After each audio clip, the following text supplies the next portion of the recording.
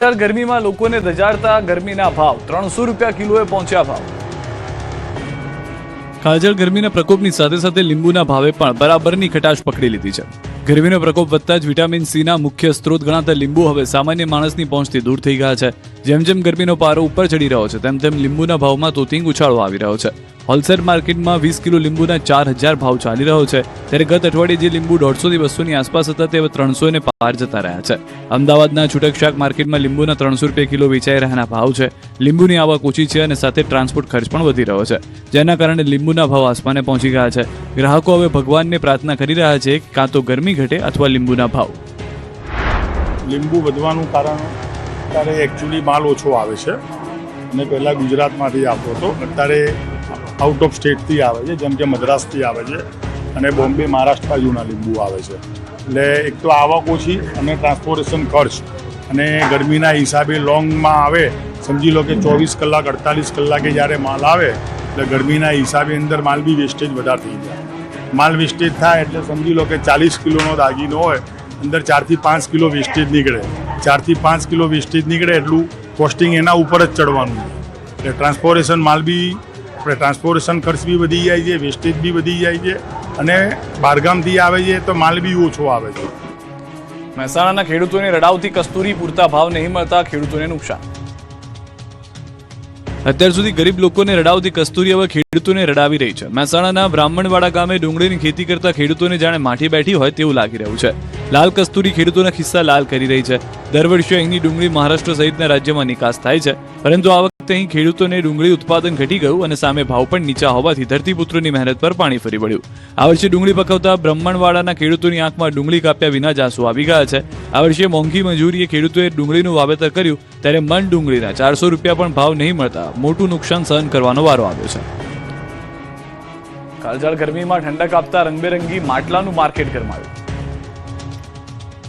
રાજ્યમાં અને દેશમાં સૂર્યનારાયણ પોતાનો આકરો મિજાજ બતાવી રહ્યા છે અને આકાશમાંથી જાણે અગન વર્ષા વરસી રહી હોય તેવી કાળઝાળ ગરમીથી લોકો ત્રસ્ત બની રહ્યા છે। લોકો ગરમીમાં રાહત મેળવવા ફ્રીજના ઠંડા પાણીનો સહારો લઈ રહ્યા છે, ત્યારે આધુનિક ફ્રીજના જમાનામાં પણ થાનમાં બનાવવામાં આવેલા દેશી રંગબેરંગી માટલાની ભરપૂર માંગ છે। થાનમાં માટલા બનાવવાના અંદાજે 100 જેટલા નાના મોટા યુનિટ છે। દેશી લાલ માટીમાંથી બનાવવામાં આવતા માટલા આજે પણ ફ્રીજને ટક્કર આપી રહ્યા છે।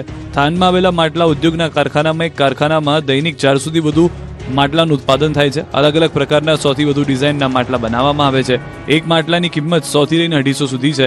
ઉનાળાની સમગ્ર સિઝન દરમિયાન થાનમાંથી અંદાજે 80 લાખથી વધુ માટલાનું ઉત્પાદન કરવામાં આવે છે। આ માટલાનું વેચાણ સમગ્ર ગુજરાતની સાથે મહારાષ્ટ્ર, બંગાળ, બિહાર અને કર્ણાટક તેમજ રાજસ્થાનમાં પણ કરવામાં આવે છે।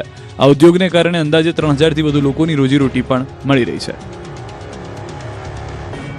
ખુલીને ભાજપ વિરુદ્ધ ઉતરી પડ્યા જવાહર ચાવડા, કહ્યું ભાજપને દીપડામાંથી ઉંદર બનાવી દીધો।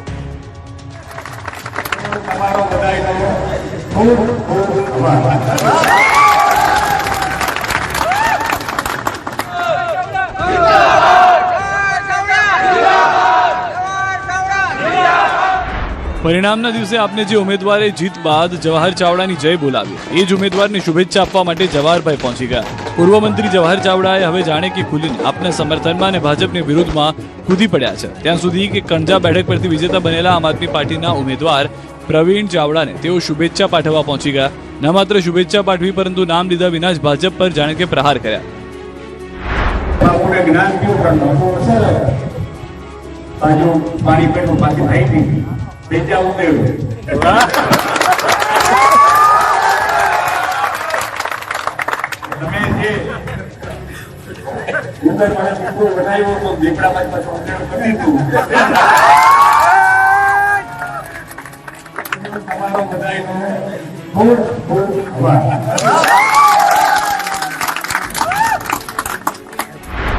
જવાહર ચાવડા બંધલીના ખોરાસા ગામે પહોંચ્યા, જ્યાં આપના વિજેતા ઉમેદવાર પ્રવીણ ચાવડાની દ્વારકેશ મિલમાં પહોંચીને તેમણે શુભેચ્છાઓ પાઠવી અને સ્થાનિક મતદાતાનો આભાર પણ માન્યો। 28 એપ્રિલે સ્થાનિક સ્વરાજની ચૂંટણીના પરિણામ સમયે આપના વિજેતા ઉમેદવાર જવાહર ચાવડાનો જયકારો લલકારે આવ્યો હતો। આવું અગાઉ વિસાવદરના ગોપાલ ઇટાલિયાની જીત બાદ પણ થયું હતું। સ્થાનિક સ્વરાજની ચૂંટણીના પરિણામો બાદ જૂનાગઢ ભાજપના નેતા અને સાવજ ડેરીના ચેરમેન દિનેશ કટારિયાએ જવાહર ચાવડાને શિખંડી ગણાવીને આક્રમક પ્રહાર કર્યા હતા। આખા ગુજરાતની અંદર આમ આદમી પાર્ટી જે કાંઈ હોય તે, વિધાનસભા વિસાવદરની વાત જે કાંઈ હોય તે, પણ માણાવદરની અંદર જેમણે 30 વર્ષ સુધી શાસન કર્યું છે, મારે એમને જડબાતોડ જવાબ દેવો છે। કે 30 વર્ષ સુધી 1990 થી જે મને શાસન કર્યું છે અને એના ગઢની અંદર એમનું આખું ખાનદાન જ્યારે પીઠ પાછળ પિતામાં ભીષ્મ એમ કહેતા કે જ્યારે શિખંડીના સ્વરૂપમાં જ્યારે એને શિખંડીના રૂપની અંદર જ્યારે માણાવદર વિધાનસભાના કાર્યકર્તાઓને હેન કેન પ્રકારે ડિસ્ટર્બ કરવા માટે અને પીઠ પાછળ ખંજોર ભકવા માટેના પ્રયત્ન કર્યા છે ત્યારે માણાવદરની જનતાને માણાવદરના ભારતીય જનતા પક્ષના તમામ કાર્યકર્તાઓને ખૂબ ખૂબ અભિનંદન પાઠવું છું. સોશિયલ મીડિયાના માધ્યમથી જણાવવા પણ માંગુ છું કે મારી જે લડાઈ છે એ જવાહરભાઈ ચાવડાની સામે રાજકીય રીતે ખુલ્લી લડાઈ છે. કોઈ સામાજિક લડાઈ નથી, રાજકીય લડાઈ છે. અને જે કોઈને લડાઈ લડવી આવતા દિવસોની અંદર વિધાનસભા પણ ટૂંક સમયમાં આવનારી છે, આગામી ગ્રામ પંચાયતોની પણ ચૂંટણી આવનારી છે. જ્યારે મિત્રો એમને આમ પીઠ પાછળ ઘા કરવાના બદલે એમની જો તાકાત હોય તો અમારો એક પણ કાર્યકર્તા ડગતો નથી આગામી ચૂંટણીની અંદર ખુલ્લેઆમ આવીને લડી શકે. અમે પણ કાર્યકર્તા એના માટે સજ્જ થઈ. જૂનાગઢના એક અત્યંત લોકપ્રિય અને આશાસ્પદ યુવા અશ્વપાલક કરણ પરમારનું લગ્નના વરઘોડાની તૈયારી દરમિયાન હૃદયદ્રાવક મોત